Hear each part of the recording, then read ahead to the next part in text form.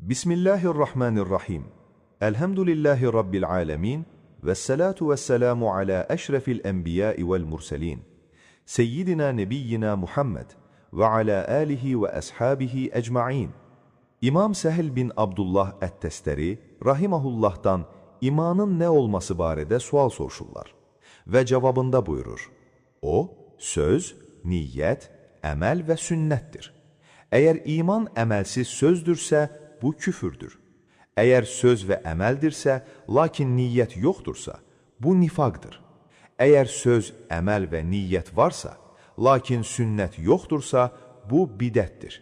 Əl-İbanə kitabı 2-ci cild 814-cü səhifə. Bunu Şeyxülislam İbn Teymiyyə rahimehullah iman bəhsində nəql edir. Məcmu Əl-Fətavə 7-ci cild 171-ci səhifə. İmam İbn Bəttəh rahimehullah deyir: Sizlərə Allahın kitabından oxuduqlarımız dəlalət edir ki, iman söz və əməldir. Kim qəlbi ilə təsdiq edərsə, lakin əməlləri tərk edərsə, mükəzzib olmuşdur və imandan çıxmışdır. Çünki Allah sözü əməlsiz qəbul etmir və əməli də söz olmadan qəbul etmir. Əl-İbanə kitabı 2-ci cild 795-ci səhifə.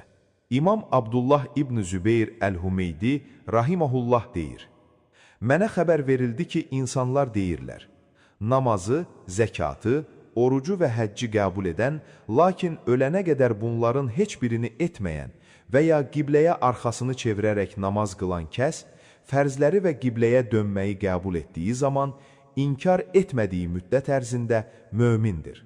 Mən deyirəm ki, bu açıq-aydın küfürdür və Allahın kitabına, elçisinin sallallahu aleyhi və səlləmin sünnətinə və müsəlmanların feylinə müxalifdir. Allah əzzə və cəllə deyir: Onlara ancaq dini yalnız ona xas qılaraq Allaha qulluq etmələri, namaz qılmaları və zəkat vermələri əmr olunmuşdu. Sağlam din budur. Beyyinə surəsi 5-ci ayə. Şərh-ü Usulül İtiqad kitabı. İmam Əhmədin rahimehullahın yanında mürcənin sözü keçdi və ona dedilər ki, onlar, yəni mürcələr deyirlər: Bir insan qəlbi ilə Rəbbini tanıyarsa, o mömindir. İmam Əhməd rahimehullah dedi: Mürcələr belə demirlər. Bunu Cəhmiyyə deyir. Mürcələr isə belə deyirlər. Dili ilə deyərsə və əzaları ilə əməl etməzsə, o mömindir. Cəhmiyyə isə deyir: Əgər qəlbi ilə Rəbbini tanıyarsa və əzaları ilə əməl etməzsə, o mömindir və bu küfürdür. İblis də Rəbbini tanıyırdı. Əl-Xəlləl, Əs-Sünnə kitabı 571-ci səhifə. Əl-Məşail və Rəsail Əl-Mərviyyə Anil-İmam Əhməd fil-Aqidə 1-ci cild 73-cü səhifə. İmam Vəki bin Cərrah rahimehullah deyir: Mürcələr deyirlər ki, söz imanın olması üçün əməl olmadan kifayətdir və Cəhmiyyə deyir ki, mərifət, yəni bilmək, söz və əməl olmadan kifayətdir. Bunların hamısı küfürdür. Əl-İbanə kitabı 2-ci cild 903-cü səhifə və Kitab-ı Şəriə 1-ci cild 310-cu səhifə. Şeyxülislam İbn Teymiyyə rahimehullah öz fətavasında nəql edir. Buna görə də mürciyələrin əksəriyyəti qəlbin əməllərinin imana daxil olduğunu söyləyirlər. Bunu onlardan yazı əhli nəql etmişdir. Onlardan da biri Əl-Əşaridir. O, özünün Əl-Məqalət kitabında deyir: Mürciyələr imanın nə olmasında ixtilaf etdilər. Onlar 12 firqədir. Onların hamısını zikr edir və 10-cu firqəyə gəlir. Bu mürciyələr Əbu Muaz Ət-Tüməninin əshabıdır və onların məzhəbini və onların belə dediyini zikr edir. Namaz, oruc, həc kimi fərzləri inkar edərək, onları rədd edərək və ya xətifə alaraq tərk edərsə, Allaha qarşı kafir olmuşdur və onun küfrü istixfaf, yəni xəfifə alma, rədd və cühud, yəni inkar etmə küfrüdür. Əgər onların tərkini həlal saymadan, məşğul olduğu üçün gecikdirərək tərk edərsə və belə deyir: Bu dəqiqə qılacam, bu əyləncəmi və işimi bitirən kimi qılacam, bu zaman kafir deyildir. Əgər bir gün qılarsa, vaxtlardan hər hansı birində qılarsa, onun fasiq olduğunu bəyan edirik. Məcmuhəl Fətava 7, 543-547-ci səhifələr.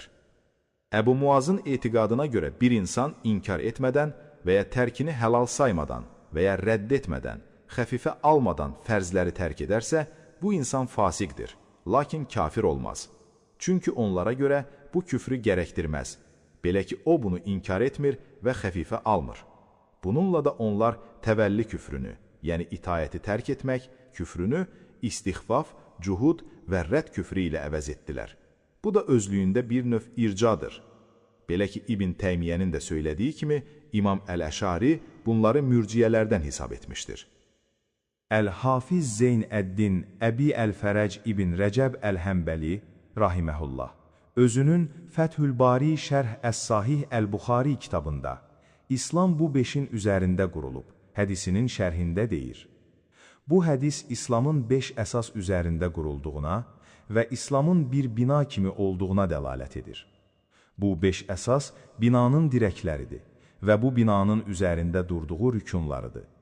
Bunları hamısı yox olduqda bina çökər, onların zəvalından sonra düz dura bilməz.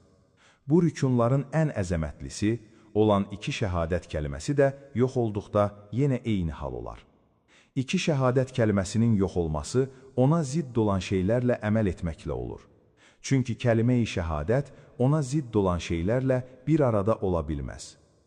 Digər 4 rükunun yox olmasına gəldikdə isə, bu barədə alimlər ixtilaf ediblər. Hədis alimlərinin əksəriyyəti namazı tərk edənin təkfir ediləcəyi görüşündədirlər. İshaq ibn Rahavey hədis alimlərinin bu barədə icma etdiklərini nəql etdi. Hətta o, bu rükunları qəbul etməklə bərabər, onları tərk etməklə heç kəs kafir olmaz deyən kəsin sözünün mürciyənin sözü olduğunu söylədi. Bunu eləcə də Sufyan ibn Uyeynə dedi. Mürciyə fərzlərin tərkini günah adlandırdı və bunu haramları etməklə eyni tutdular. Bunlar eyni deyildir. Çünki haramları qəsdən etmək masiyyətdir. Fərzləri cəhalət və üzür olmadan tərk etmək isə küfürdür. Bunun üçün isə dəlil olaraq Adəmlə İblisin halını və Peyğəmbərin sallallahu aleyhi və səlləmin Peyğəmbərliyini dilləri ilə iqrar etdikləri halda onun şəriəti ilə əməl etməyən Yahudi alimlərinin halını bəyan etdi. Atadan və İbn Ömərin azad etdiyi köləsi Nafidən rəvayət edildi və onlardan soruşdular. Namaz fərzdir, lakin mən qılmıram deyən kəsin halı necədir? Belə cavab verdilər. Bu kəs kafirdir.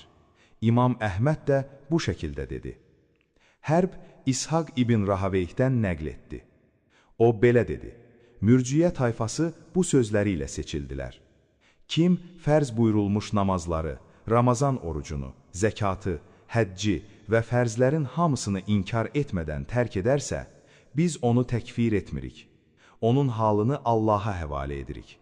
Çünki o bunları iqrar edir. Bunlar haqqında heç şübhə yoxdur. Bunların mürciyə olması barədə heç tərəddüd yoxdur.